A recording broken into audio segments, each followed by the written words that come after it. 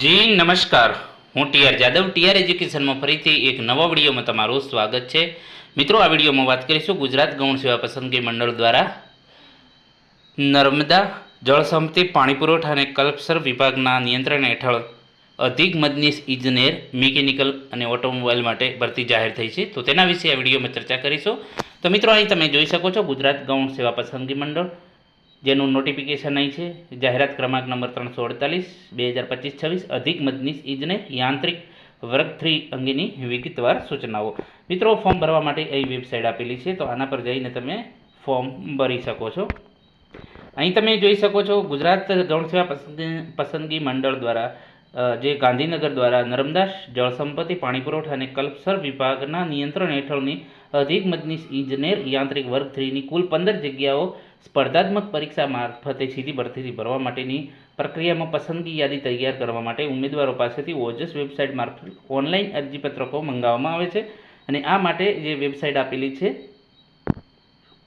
તે વેબસાઇટ પર 28/8/2025થી 11/9/2025 સુધી ઓનલાઈન ફોર્મ ભરી શકાશે. જે ઓનલાઈન અરજી કરતાં પહેલાં જે વિગત આપેલી છે સંપૂર્ણ ધ્યાનથી વાંચવું, જેથી કરીને ફોર્મ ભરતી વખતે કંઈ ભૂલ ના થાય. હવે જગ્યાઓની વિગત તમે અહીં જોઈ શકો છો. જગ્યાઓની વિગતવાર માહિતી જે છે, ટોટલ 15 જગ્યાઓ છે. બિન અનામત માટે 11 જગ્યાઓ, આર્થિક રીતે નબળા વર્ગ માટે 2 જગ્યાઓ, અનુસૂચિત જાતિ માટે SC માટે 1 જગ્યા છે, અનુસૂચિત જનજાતિ માટે 1 જગ્યા છે. અહીં તમે બીજી જોઈ શકો છો જે મહિલાઓ માટે કક્ષાવાર બિન અનામત માટે 4 જગ્યાઓ છે, અને જે શારીરિક અશક્ત દિવ્યાંગ માટે 3 જગ્યાઓ છે, માજી સૈનિક માટે 1 જગ્યાઓ છે. હવે વાત કરીશું જે વય મર્યાદા. તો વય મર્યાદા અરજી કરવાની છેલ્લી તારીખ ઉમેદવારની ઉંમર 18 વર્ષથી ઓછી નહીં ને 33 વર્ષથી વધુ ન હોવી જોઈએ. જે ગુજરાત મુલકી સેવા અને જે ભરતી નિયમ પ્રમાણે જે વય મર્યાદામાં જે છે કેટેગરી વાઇઝ અમુક જે અનામતના ઉમેદવારો માટે છૂટછાટ આપેલી છે. તો અહીં તમે જોઈ શકો છો, સામાન્ય કેટેગરીના મહિલા ઉમેદવારો માટે 5 વર્ષ છે, અનામત કેટેગરીના પુરુષો માટે 5 વર્ષ છે, અનામત કેટેગરીના મહિલા ઉમેદવારો માટે 10 વર્ષ છે, અને સામાન્ય કેટેગરીના દિવ્યાંગતા ધરાવતા ઉમેદવારો માટે 10 વર્ષ છે. સામાન્ય કેટેગરીના દિવ્યાંગતા ધરાવતા મહિલાઓ માટે 15 વર્ષ છે, અનામત કેટેગરીના જે દિવ્યાંગતા ધરાવતા ઉમેદવારો માટે 15 વર્ષ છે, અનામત કેટેગરીના દિવ્યાંગતા ધરાવતા મહિલાઓ માટે 20 વર્ષ છે. પગાર ધોરણની વાત કરું તો પગાર ધોરણની જે છે, જે પ્રથમ 5 વર્ષ માટે પ્રતિમાસ ફિક્સ પગાર 49,600ના ફિક્સ પગારથી નિમણૂક અપાશે. તેમજ ઠરાવના અન્ય લાભો મળવા પાત્ર જે છે અહીં આપેલા છે. જે એ પ્રમાણે દેશ 7મા પગાર પંચ પ્રમાણે જે નક્કી કરેલું છે, ઉમેદવાર 5 વર્ષ પૂરા થાય એના પછી 7મા પગાર પંચના 39,900થી 1,26,600 લેવલ 7ના પગાર ધોરણમાં નિયમિત નિમણૂક મેળવવાને પાત્ર થશે. શૈક્ષણિક લાયકાતની વાત કરીએ તો ડિપ્લોમા ઇન એન્જિનિયરિંગ મિકેનિકલ અથવા તો ડિપ્લોમા ઇન ઓટોમોબાઈલ, તો કે ડિપ્લોમા મિકેનિકલ અથવા તો ડિપ્લોમા ઇન ઓટોમોબાઈલમાં કરેલું હોવું જોઈએ, જે 3 વર્ષનું. એના પછી basic knowledge of computer application, જે ગુજરાત સરકાર સિવિલ સર્વિસ ક્લાસિફિકેશન એન્ડ રિક્રુટમેન્ટના પ્રમાણે, અને નોલેજ ઓફ ગુજરાતી હિન્દી બંનેનું નોલેજ હોવું જોઈએ. એના પછી વાત કરીશું જે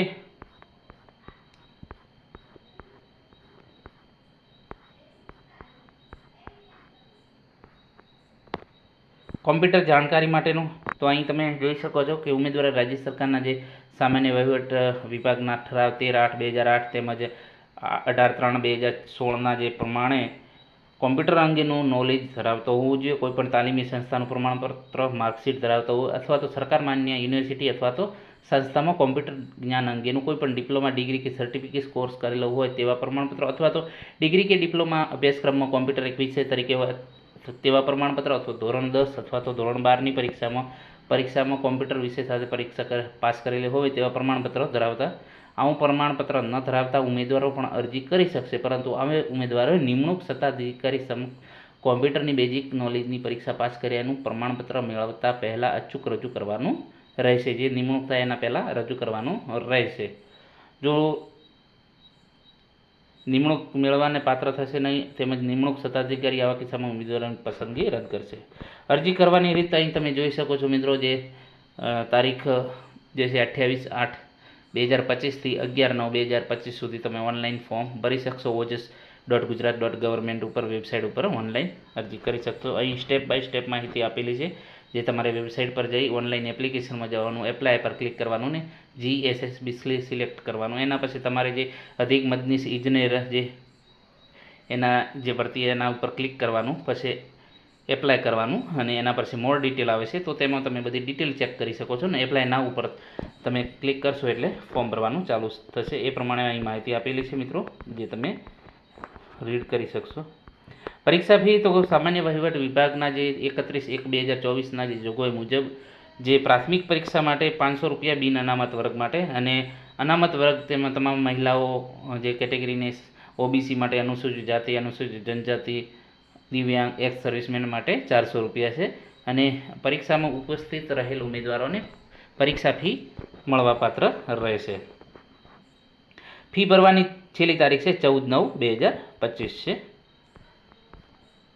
એના પછી પરીક્ષા પદ્ધતિની વાત કરીશું તો પરીક્ષા પદ્ધતિ જે સામાન્ય વહીવટ વિભાગ દ્વારા જે 8/11/2023ના જે ઠરાવ પ્રમાણે જગ્યાઓ પરીક્ષા પદ્ધતિ અનુસાર પરીક્ષા એક તબક્કા હેતુલક્ષી MCQ અને MCQ વાળી અને જે છે CBRT અથવા તો OMR ગમે તે પ્રકારની પરીક્ષા પાર્ટ A અને પાર્ટ B એમ 2 ભાગમાં લેવામાં આવશે. પાર્ટ Aમાં જે વાત કરીએ તાર્કિક કસોટીઓ, ડાટા ઇન્ટરપ્રિટેશન 30 માર્ક્સનું હશે અને ગાણિતિક કસોટીઓ 30 માર્ક્સનું હશે.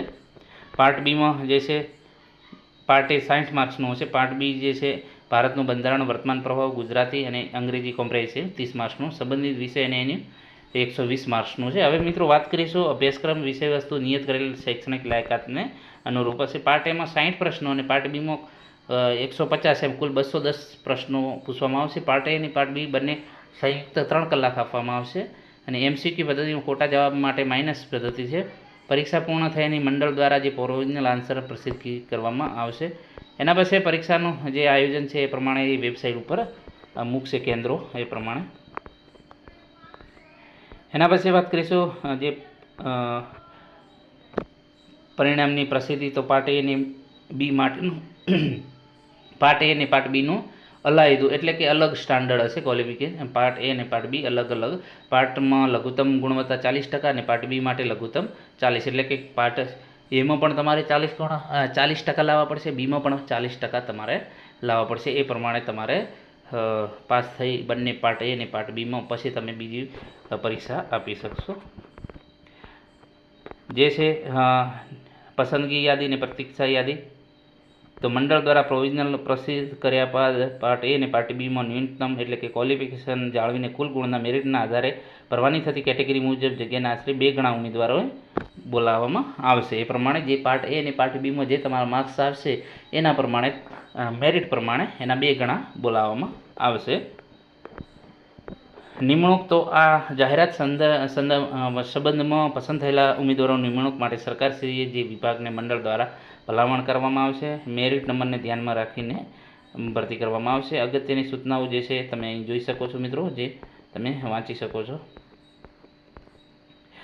તારીખ 25/8/2025 ગાંધીનગર, સચિવ ગુજરાત ગૌણ સેવા પસંદગી મંડળ. મિત્રો જે GSSB દ્વારા પાણી પુરવઠામાં જે 15 જગ્યાઓ છે ટોટલ, તો એમાં ફોર્મ ભરી દેજો. મિકેનિકલ અને ઓટોમોબાઈલના વિદ્યાર્થીઓ માટે સારી એવી તક છે. જો મિત્રો વિડીયો પસંદ આવે તો લાઇક, શેર અને મિત્રો ચેનલને સબસ્ક્રાઈબ કરવાનું ન ભૂલતા. Thank you for watching this video.